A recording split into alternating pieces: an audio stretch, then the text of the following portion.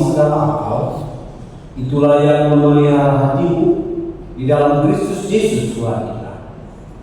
Amin. Shalom, selamat hari Minggu Trinitatis bagi kita Bapak Ibu Saudara yang terkasih. Minggu kita adalah memasuki Minggu Trinitatis.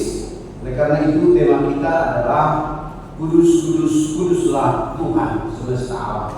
Firman Tuhan yang menjadi khotbah bagi kita pada Minggu 26 Mei ini tertulis dari kitab Nabi Yesaya pasal 6 ayat 1 sampai dengan ayat 8. Mari Bapak Ibu boleh menyimaknya dalam hati. Saya akan membacakan buku kita. Pada tahun kematian Raja Uzia, aku melihat Tuhan duduk di atas tahta yang tinggi dan menjulang. Bagian bawah jubahnya memenuhi bait suci. Para serafim berdiri di sekitarnya. Masing-masing mempunyai 6 sayap. 2 sayap untuk menutupi muka mereka, 2 sayap untuk menutupi kaki mereka, dan 2 sayap melayang-layang. Mereka berseru bersaut-sautan, Kudus, kudus, kuduslah Tuhan semesta alam. Seluruh bumi penuh kemuliaannya. Maka bergoyanglah alas ambang pintu karena suara seruan mereka, dan rumah itu pun penuh dengan asap. Lalu kata, celakalah aku binasa, sebab aku ini seorang yang najis bibir, dan aku tinggal di tengah-tengah bangsa yang najis bibir. Namun mataku telah melihat Sang Raja, Tuhan semesta alam. Lalu salah seorang serafim itu terbang ke arah. Di tangannya ada bara yang diambilnya dengan speed dari atas mesta. Ia menyentuhkannya pada mulutku serta berkata, lihat, bara ini telah menyentuh bibirmu, maka kesalahanmu telah disingkirkan dan dosamu telah dilenyapkan. Lalu aku mendengar suara Tuhan berkata, siapakah yang akan kuutus dan siapakah yang mau pergi untuk kita? Sahutku, ini aku, utuslah aku. Mari kita bersama-sama membaca ayat 7 dan 8. Ia menyentuhkannya pada mulutku serta berkata, lihat, bara ini telah menyentuh dirimu, maka kesalahanmu telah disingkirkan dan dosamu telah dilenyapkan. Lalu aku mendengar suara Tuhan berkata, siapakah yang akan kuutus dan siapakah yang mau pergi untuk kita? Sanggup, ini aku, utuslah aku. Demikian pembacaan firman Tuhan. Bapak Ibu Saudara yang terkasih, kita lihat dari teks bacaan yang bagian terakhir, siapakah yang akan kuutus dan siapakah mau untuk bekerja bagi kita, kita. Di situ berbicara tentang Allah Tritunggal. Jadi kalau kita melihat next slide, Roh Allah melayang-layang di atas permukaan air dalam Kejadian pasal yang pertama ayat 2. Next. Di dalam Kejadian pasal yang pertama itu penciptaan, lalu Allah berkata, slide-nya Allah berkata bahwa Allah berkata bahwa Allah mencipta. Lalu kemudian ketika Allah mencipta manusia, marilah kita. Itu artinya bahwa Allah ada Esa, Allah Bapa, Allah Anak, dan Allah Roh Kudus. Roh Allah melayang-layang di atas permukaan air. Lalu Allah berfirman, Yesus. Lalu semuanya jadi dalam proses kita.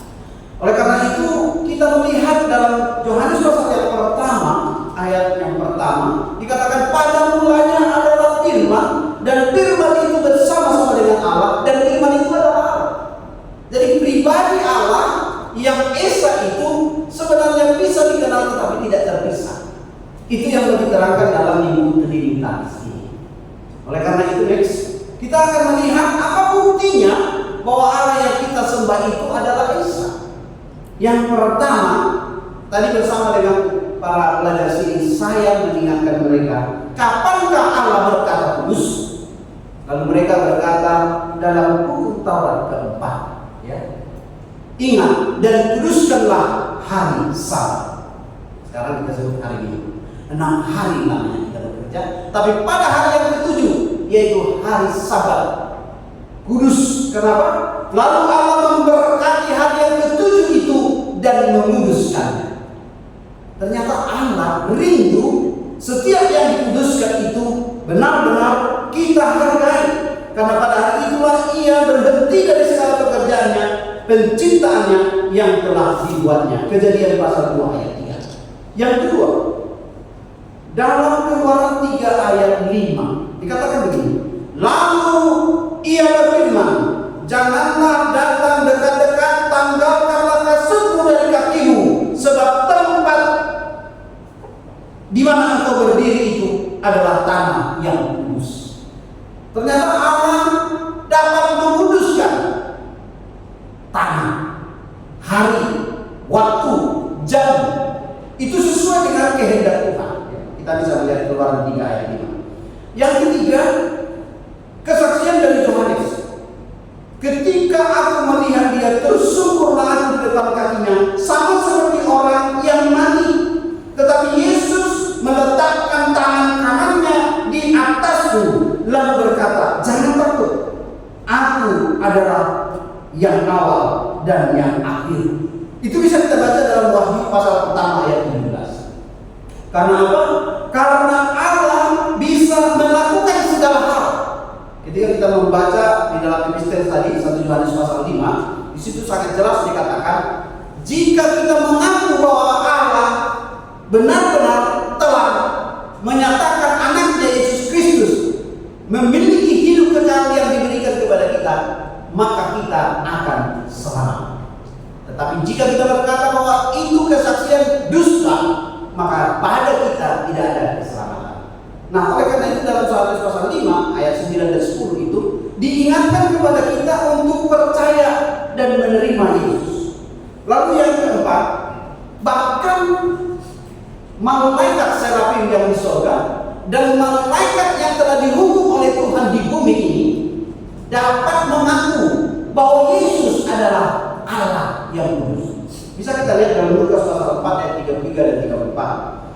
Orang yang kerasukan itu berkata, aku tahu siapa engkau yang kudus dari Allah. Ketika Yesus akan bertindak kepada orang yang kerasukan karena roh jahat, atau kita sebut di sini karena malaikat yang telah diusir oleh Allah dari surga. Ketika kita membaca Yesaya pasal 6 ini, kesaksiannya adalah pada tahun matinya Raja Uzia, ya, itu kesaksian daripada Yesaya. Lalu dia melihat tahta Tuhan yang maha kuasa dan kudus. Dalam tradisi pemahaman orang Yahudi, jika kita bisa satu waktu di dunia ini melihat tahta Tuhan, itu artinya kita sebentar lagi akan mati.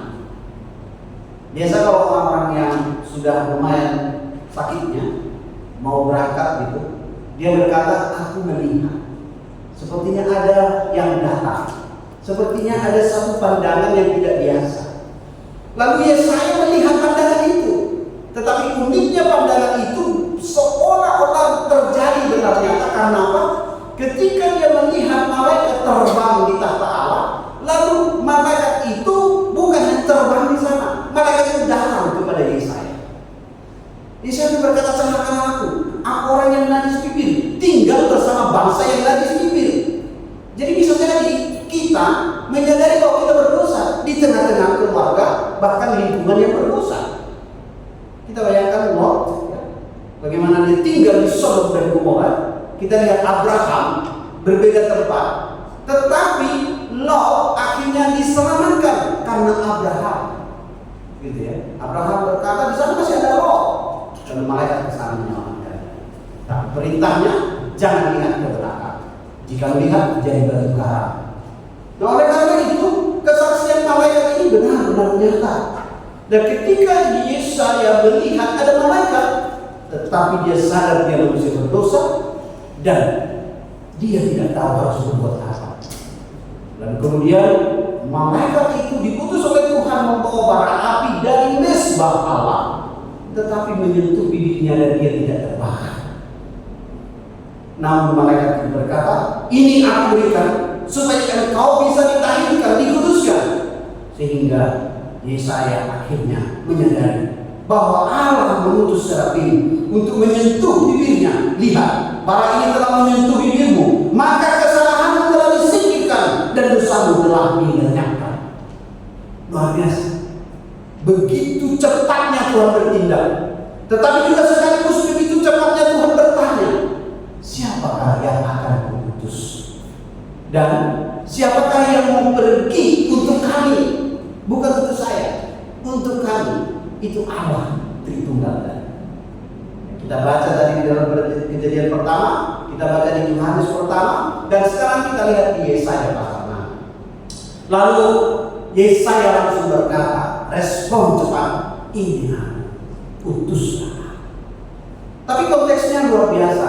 Di sini saya sebutkan dalam 2 Korintus pasal 26 ayat 19 ya. Persoalannya adalah ketika Yesaya menerima firman Tuhan ini, dia berada di satu negara Yehuda yang dimana pemimpinnya Raja Uzia. Dan ceritanya adalah pada tahun kematian Raja Uzia. Kenapa Raja Uzia mati? Padahal umur 16 tahun dia sudah menjadi raja. Karena ayahnya Amazia adalah seorang raja. Jadi kalau ayah kita raja, kemungkinan kita menjadi raja. Gitu ya, kemungkinan. Tetapi kenapa demikian? Karena dia taat. Dia melakukan perintah Tuhan seperti papanya Raja Amazia.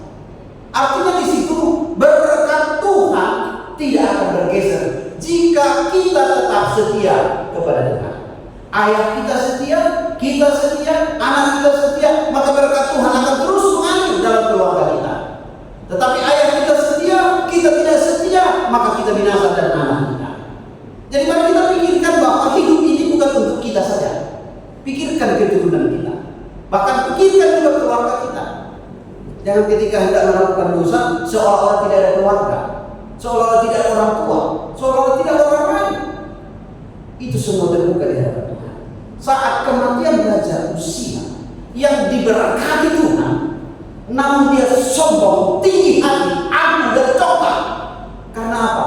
Dia ingin mengambil posisi para imam. Imam tugasnya adalah menyembah, ada mesbah. Lalu kemudian dia sebagai raja, namun ada sebagai nabi, Yesaya. Jadi ada 3 posisi. Yesaya sebagai nabi, Uzia sebagai raja, imam berbeda. Ya. Nah, ketika imam di sana ajarnya mengajak umat untuk menyembah Tuhan, lalu Raja Uzia mencoba mengambil posisi itu dengan membawa ukupan, dan dia hendak membakar persembahannya sendiri kepada Tuhan. Nah, pada saat itu para imam sudah menegur dengan keras, bukan hanya menegur pelan-pelan.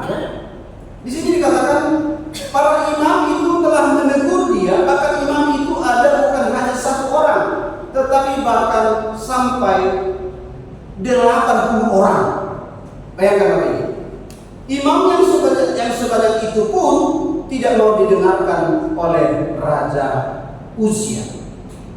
Bahkan dia marah kepada para imam itu, dan kemudian akhirnya para imam itu bertindak karena dia tidak mendengarkan perkataan Tuhan.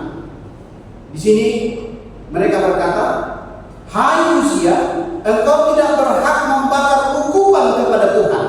2 Tawarik 26 ayat 19 sampai 20. Engkau tidak berhak membakar ukupan kepada Tuhan, hanya imam keturunan Harun yang telah dikuduskan dan yang berhak membakar ukupan. Itu tegurannya. Keluarlah dari tempat kudus ini, berarti dia tidak kudus. Karena engkau telah berubah setia, engkau tidak akan memperoleh kehormatan dari Tuhan Allah karena perbuatanmu. Tetapi Uzia dengan bokor ukupan di tangannya, untuk membakar ukupan menjadi marah. Tidak mau ditegur. Sementara amarahnya masih meluap-luap kepada para imam, timbullah penyakit kusta pada raja Uzia. Ini dia. Tetapi Uzia dengan pokok ukupan di tangannya untuk dibakar menjadi marah. Sementara amarahnya meluap terhadap para imam, timbullah penyakit kusta pada dahinya di hadapan para imam di rumah Tuhan dekat mezbah pembakaran ukupan. Jadi prosesnya benar-benar cepat sekali dan terjadi di sini. Dan lewat kejadian itu Tuhan telah memutuskan bahwa dia harus mati karena dosanya dengan penyakit. Setelah ini Uzia penuh penyakit kusta dan mati dengan penyakit kusta itu. Apa yang mau kita lihat Bapak Ibu? Di situasi konflik negara, politik, kerajaan, itulah Nabi Yesaya muncul. Jadi dia benar-benar merasa dia tidak layak. Saya tidak layak untuk melayani Tuhan. Next. Nah, tema kita adalah kuduslah Tuhan. Yesaya pasal 6. Ada 4 hal yang mau kita lihat. Yang pertama, Yesaya mengakui akan kemuliaan dan kekudusan. Dari beberapa penjelasan sebelumnya, perjanjian lama dan perjanjian baru, apakah Bapak Ibu sudah sadar dan mengakui bahwa Allah itu kudus? Nah, ketika kita menyembah Tuhan, tadi suci, suci, suci, itulah yang pertama, ya. Jadi ada layaknya kita sebagai orang berdosa ini menyadari bahwa kita harus menyembah Tuhan. Tinggikan namanya, muliakan dia, kudus. Yang kedua, kesadaran ketika kita mengungkapkan kekudusan bukan karena kita kudus, tapi kita berdosa. Nah, bagaimana kita orang berdosa bisa memuji Tuhan yang kudus? Bertobat, mohon pengampunan dari Tuhan, dan di dalam Yesus Kristus kita disucikan. Itu dalam 1 Yohanes pasal 5 tadi. Kalau kita percaya, maka kita beroleh keselamatan dan penebusan. Yang ketiga, pengampunan dan penyucian itu hanya terjadi kepada orang yang sadar dan bertobat, menyesali dosa-dosanya dan mau hidup baru. Tanpa itu kita akan tetap hidup menjadi orang berdosa tanpa perubahan. Jadi kalau kita sadar sekarang dosa saya, dari mulai seminggu ini atau hari ini, dari mulai pagi sampai nanti malam ini, apa yang saya lakukan yang tidak Tuhan inginkan, itu adalah pelanggaran, itulah dosa. Lalu selanjutnya kita merespon panggilan Tuhan. Setiap orang yang sadar akan dosanya, ingat, di saat itu Roh Kudus sudah bekerja. Jadi kita bertanya, kapan Roh Kudus bekerja? Di saat kita sadar. Di saat kita tidak tahu bahwa kita sudah jauh atau sudah tidak layak di dalam Tuhan. Tapi ketika kita disadarkan oleh Roh Kudus, tujuannya supaya kita beroleh keselamatan. Nah, oleh karena itu sudah kita menerima itu, respon lagi. Jangan, sudah saya orang berdosa, nggak perlu ke Tuhan, bukan begini. Ya, itu namanya tobat dan kumat. Nah, kita mau yang tomat. Itu tobat, kumat, dan tobat. Karena setiap hari kita harus mengalami pertobatan. Dan sekali kita jauh dari Tuhan di sana, kita pasti akan direnggut oleh iblis. Nah, bagaimana refleksi yang akan kita dapatkan melalui khotbah ini? Yang pertama, setiap orang yang mendengar firman Tuhan pasti sadar akan keagungan dan kekudusan Tuhan. Yang kedua, kita butuh pengakuan. Setiap ibadah kita mengaku, aku percaya kepada Allah, aku percaya kepada Yesus, aku percaya kepada Roh Kudus. Cukupkah hanya sampai di situ? Tidak. Percaya harus disertai dengan tindakan nyata. Itu bukan kata-kata slogan. Lalu kemudian percaya bahwa Allah akan memurnikan kita karena Dia bisa mengampuni kita. Kesediaan kita untuk menjawab panggilan seperti disucikan mendengar panggilan Tuhan, kesediaan diutus, ini aku utus aku, itu adalah merupakan langkah untuk meninggalkan hidup lama dan melangkah kepada hidup yang baru. Jadi kalau ditanya kapan kita sudah masuk dalam hidup baru atau belum? Ketika kita masih hidup dalam kubangan dosa, itu berarti ibaratkan hewan yang sudah dimandikan, ya, tapi kembali lagi ke lumpur, kira-kira gitu. itu sama dengan orang yang tidak sadar. Maka Yesus berkata, kejerumus lagi kepada lubang yang sama. Nah, kita butuh kekuatan daripada Tuhan. Caranya taat kepada kehendak. Berkomitmen, saya punya integritas, saya adalah orang yang sudah diselamatkan oleh darah Yesus. Saya tidak mau membuat darah Yesus sia-sia. Lalu kemudian dalam pekerjaan dan pelayanan kita harus terlihat bahwa kita adalah orang yang sudah diselamatkan. Jangan di gereja kita alim kudus, tetapi di rumah atau di pekerjaan kita tidak. Di gereja kita kepenuhan Roh Kudus, tapi di rumah kepenuhan Roh Halus. Gitu ya. Karena kata-kata yang tidak berhubungan dengan kehendak Tuhan yang kita ucapkan di sana. Ya. Nah, oleh karena itu apa yang harus kita lakukan? Seperti lagu yang disampaikan Sumidir tadi, cukup sangat baik ya. Dari semula telah kau tetapkan hidupku dalam tanganmu, dalam rencanamu Tuhan. Jadi kita sudah tahu sebenarnya Tuhan punya rencana baik bagi kita. Rencana indah telah kau siapkan bagi masa depanku yang penuh harapan. Apa itu? Semua baik, semua baik. Apa yang kau perbuat di dalam hidupku, semua baik, sungguh teramatkan. Kau jadikan hidupku berarti. Tadi saya diskusi dengan pendeta. Ada misionaris beberapa hari yang lalu dibunuh di Haiti. 3 orang misionaris ini rindu untuk melayani masyarakat Haiti. Mereka adalah warga negara Amerika, Oklahoma. Tetapi ketika mereka melayani anak-anak Haiti, ternyata ada gangster, kriminal yang tidak peduli dengan. Mungkin mereka merasa nanti anak-anak ini menjadi baik, tidak bisa kami ajak lagi untuk melakukan hal jahat. Sehingga dalam ide mereka harus menghentikan pelayanan para misionaris. Dan itu terjadi hari Kamis yang lalu tanggal 23 Mei kita melaksanakan liburan,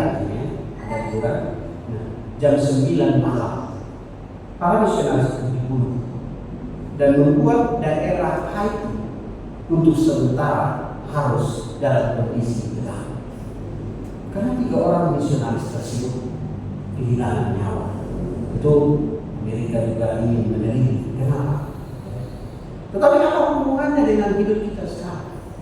Di sisi yang lain ada orang yang mau berkorban untuk menyelamatkan bangsa yang lain, anak-anak di negara lain. Tetapi di sisi yang lain juga ada orang-orang yang dipakai oleh iblis untuk menghentikan pekerjaan-pekerjaan lain. Bapak Ibu, ini bukan pekerjaan mudah bagi Yesaya. Ketika negara mereka sudah berada di ambang batas kehancuran, karena setelah itu mereka akan dibuang. Ya. Dibuang karena apa? Kerajaan Asyur menjajah mereka, menghancurkan Yerusalem. Bahkan juga kerajaan Babel, yang kita tahu Babel sejak perjanjian lama sudah ada, itu akan menghancurkan. Jadi 2 kerajaan memporak-porandakan kerajaan Yehuda dan Israel. Karena mereka tidak mau berpegang teguh kepada Allah. Sepanjang mereka berpegang teguh kepada Allah, kerajaan mereka berhasil, makmur, kaya, bahkan lebih dari apa yang mereka butuhkan. Namun sejak raja mereka tinggi hati, congkak, sombong, dan tidak menghargai pekerjaan Tuhan yang telah memberikan mereka berkat itu, di saat itulah mereka akhirnya mengalami kebinasaan. Mungkin kita refleksikan ya, kenyamanan yang kita terima hari ini, berkat yang sudah kita dapatkan hari ini, bahkan mungkin suasana baik, sehat, damai, dan tentram, masihkah kita anggap ini semua karena aku? Kalau masih di situ, itu namanya kita sedang mengandalkan diri kita. Amsal berkata, celakalah orang yang mengandalkan dirinya dan tidak menghargai Oleh karena itu jangan kita sampai ke sana. Next. Kita rindu supaya kita mengalami proses ini proses. Ini adalah sebuah kisah, ada orang yang sudah merasa hidupnya enak. Hari libur 4 hari, 23, 24, 25, 26, wah enak sekali, ya. Dan kemudian berusaha untuk berjalan-jalan ke satu tempat yang belum pernah dikunjungi, pulau terasing. Lalu di sepanjang perjalanan itu dia berharap dia mendapatkan sesuatu yang indah. Tetapi ternyata kejadiannya berbeda. Ketika dia sedang menuju ke pulau terasing itu malah dia hanyut, kapalnya rusak dan dia tenggelam. Lalu dia harus hanyut sampai ke pulau terasing tanpa ada pertolongan. Lalu setelah tiba di sana apa yang dilakukan? Mungkin dia berkata, Tuhan, kenapa saya harus di sini? Yang kedua, Tuhan, masihkah Tuhan akan menolong saya? Masihkah Tuhan mau mendengar doa saya? Masihkah Kau mau mendengarkan doaku? Ada lagi yang terkenal ya? Dengar Tuhan. Lalu ketika di pulau terasing itu tidak ada listrik, tidak ada handphone, tidak ada sinyal dan sebagainya, dia harus berjuang untuk cari makan sendiri. Lalu dia mencoba untuk mengambil beberapa ranting, membuat bubuk, lalu kemudian dia cari buah-buahan. Sehari boleh dia lewati. Kemudian ketika dia balap kedinginan, dia coba buat api dengan batu-batu, lalu ada api. Tetapi kesempatannya dia terbangun, dia sadar sudah panas karena apa? Bubuknya terpatah. Bapak Ibu bisa merasakan sesuatu yang susah dibangun dengan tangan tanpa peralatan dan terbakar. Lalu kita bertanya, Tuhan, seberapa marahkah Engkau melihat aku? Sadarkah dia akan kelemahannya? Lalu kemudian dia, Tuhan, hanya Engkau keselamatanku. Dari situ dia mulai mengerti bahwa tidak ada satupun yang bisa dia lakukan untuk menyelamatkan diri. Tetapi tidak beberapa lama, 1 jam 2 jam kemudian ada kapal lewat. Lalu kapal itu mendekat, hampir lewat lagi, karena bubuk yang tadi sudah habis, sudah terbakar, sudah tinggal arang-arang. Mereka pikir, sudah tidak ada lagi ini orang di sini. Rupanya di jauh mereka ada suara, panggil. Sampai lari dia ke air yang bisa dihidup. Oh, ternyata ada orang. Lalu puji Tuhan, Bapak datang untuk menyelamatkan saya. Oh bukan, kami datang ke sini karena kemarin waktu malam kami melihat ada api dan asap. Kami tidak tahu ini pulau asing, tidak ada manusia itu. Tetapi ada api dan asap. Lalu kami berusaha untuk mendekat. Dan sekarang kami menemukan ternyata saudara ada di sini. Iya, itu kejadian yang begini. Tapi yang terpenting adalah dalam hati kita itu bencana. Tapi dalam pandangan Tuhan itu adalah cara untuk menolong kita. Mari kita ubah cara pandang kita, bukan cara pandang duniawi atau daging. Kita berubah dengan cara pandang Tuhan. Itu yang mau diingatkan. Supaya ketika Yesaya mampu mengalami mujizat dan pertolongan Tuhan, kita juga mampu untuk mengalami mujizat dalam perjalanan kita. Kuduskanlah mereka dalam kebenaran, firman-Mu adalah kebenaran. Next. Jadi ini berbicara tentang banyak orang tidak ingin masuk neraka, setuju, tetapi terus menunda pertobatan. Jadi kita pengen tapi tidak melakukan, padahal Tuhan ingin menguduskan kita. Kuduslah engkau seperti aku kudus. Ritual atau ibadah yang kita lakukan, ritualitas atau persekutuan yang kita lakukan tanpa spiritualitas. Jadi tidak ada sentuhan persekutuan dengan Tuhan. Hanya hari Minggu itu gereja, pulang gereja, ya kembali ke dunia. Ritualitas tanpa spiritualitas akan menjadikan kita, akan menjauhkan kita dari kemuliaan dan kekudusan Tuhan. Jadi jangan jadikan ibadah ini sudah sebagai sebuah penyelesaian atas semua persoalan kita. Ibadah ini adalah upaya kita untuk mengerti rencana Tuhan atas hidup kita. Bagaimana kita mengerti rencana Tuhan? Mari kita ubah dengan perspektif Tuhan, bukan perspektif kita. Tertarik sekali dengan kalimat semua baik. Kemarin saya sudah saksikan bagaimana seorang pemuda yang diputus pacar, lalu kemudian dia putus asa, lalu kemudian dia terjatuh ke sungai. Dalam terjatuhnya ke sungai dia tak peduli apa, karena dia sudah merasa tidak berharga. Jadi di sungai itu dia mengikuti ada gelombang. Mau kemana yang penting saya sudah tidak punya harapan karena diputuskan. Padahal mereka itu sama-sama gereja, ya kan? Sama-sama dengan narkoba. Tapi setelah permasalahan dengan aku, saudaramu dan saudaraku, mereka putus. Dia tak tahu. Sepanjang itu dia masih terus berharap berjumpa dengan pacarnya. Cuma mungkin dia lupa untuk berdoa. Nah disitu karena udah kalut. Tetapi ketika di sisi yang lain, si perempuan yang sudah memutuskannya itu cari angin segar di mana di pinggir sungai. Dia lama sekali mencari angin segar, tidak segar-segar. Lalu kemudian lewatlah sesosok manusia yang hanyut dan tidak peduli mau hanyut sampai kemana. Dia melihat, ini ada orang hanyut, kasihan. Lalu dia coba untuk tolong, dia mencoba untuk menyerang, menjangkau si laki-laki itu. Tetapi dia tidak sekali laki-laki itu bisa hanyut, malah jadi dia yang terhanyut. Begitu dia hanyut, lalu dia minta tolong. Si laki-laki yang masih dalam mimpi terdengar suara sang kekasih yang sudah termasuk dalam hatinya.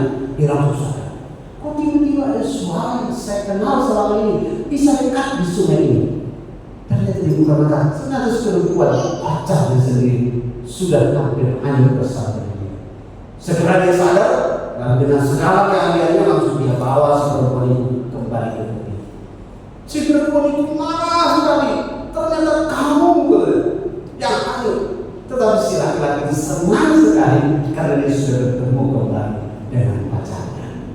Apapun peristiwanya, yang penting saya sudah kembali bersama. Peristiwa itu membuat mereka tidak mau putus dan akhirnya menikah dalam berkat Tuhan. Bapak Ibu, semua baik. Jika kita melihat rencana Tuhan ada yang baik, mari doakan. Jangan doakan masalahnya, tapi doakanlah solusinya. Ya, Tuhan, aku percaya Engkau berkuasa, Engkau sanggup mengubahkan segala perkara, sebab segala sesuatu mendatangkan kebaikan kepada orang yang percaya kepada Tuhan. Kiranya Bapak Ibu boleh berjuang untuk terus menjadi orang-orang yang diberkati, tapi ingat, kuduslah Tuhan dalam hidup. Ya, berkat ini boleh tercurah atas kita dan kita boleh menjadi berkat bagi siapa saja. Amin. Mari kita berdoa.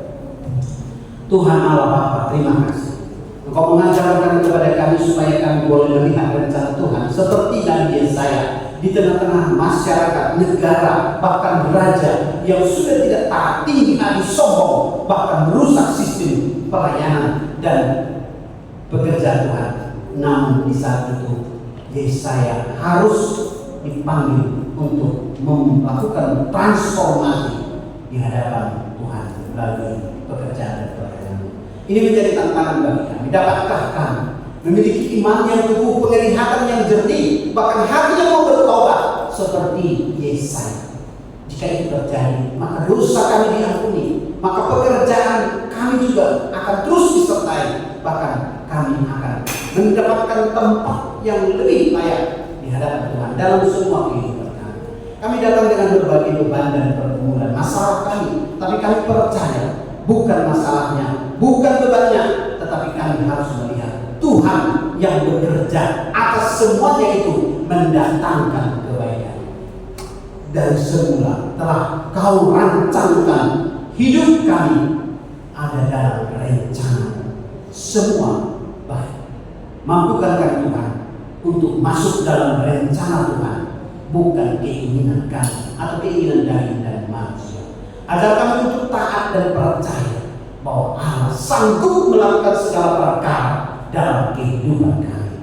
Terima kasih Bapak untuk gereja yang telah melantik para pengurus dalam periodisasi. Berkati Tuhan semua fungsional bahkan semua dewan, kemudian Marturia, bahkan juga diakonia dan seluruh seksi. Biarlah kami semua boleh melayani seperti Yesaya. Ini aku, utuslah aku. Terima kasih untuk semua hamba-hamba Tuhan yang telah Tuhan perlengkapi, Tuhan bimbing, Tuhan arahkan untuk menjadi guru yang mengajarkan firman Tuhan di tengah-tengah kami. Agar kami memiliki telinga seorang murid untuk mau berubah, mendengar firman. Bahkan biarlah kami memiliki hati yang seperti tanah yang subur.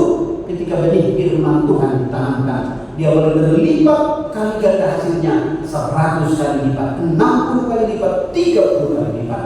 Biarlah ya Tuhan, kami beroleh kesempatan untuk menjadi berkat bagi orang lain, bahkan juga bagi orang-orang yang sangat membutuhkan. Apapun yang kami miliki itu bukan untuk kami, tetapi untuk dibagikan bagi orang-orang lain yang membutuhkan pertolongan Tuhan, sehingga mereka memuliakan Tuhan. Bahkan gerejamu HKBP Karawaci yang membutuhkan pelayanan dan juga yang membutuhkan sukacita melalui pesta Babylon, berkatikan Tuhan semua, sehingga kami juga memberi dengan ucapan syukur, memberi dengan sukacita.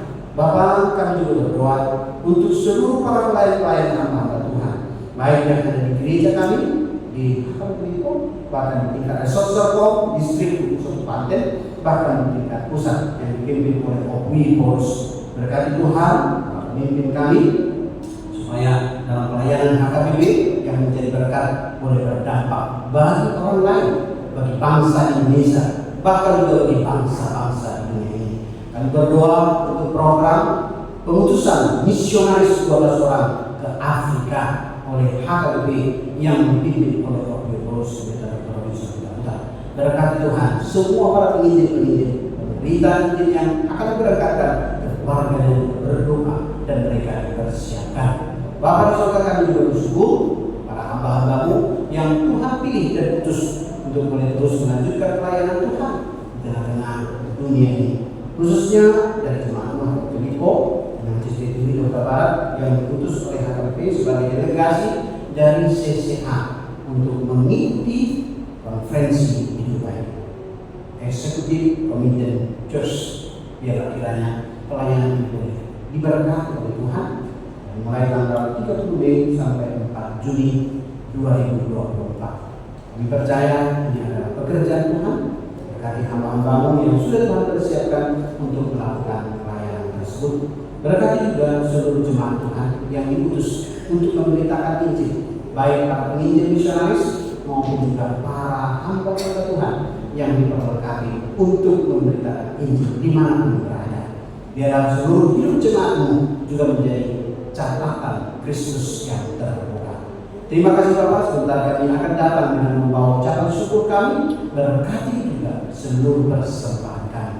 Terpujilah Allah yang kami sembah di dalam nama Tuhan Yesus. Kami berdoa.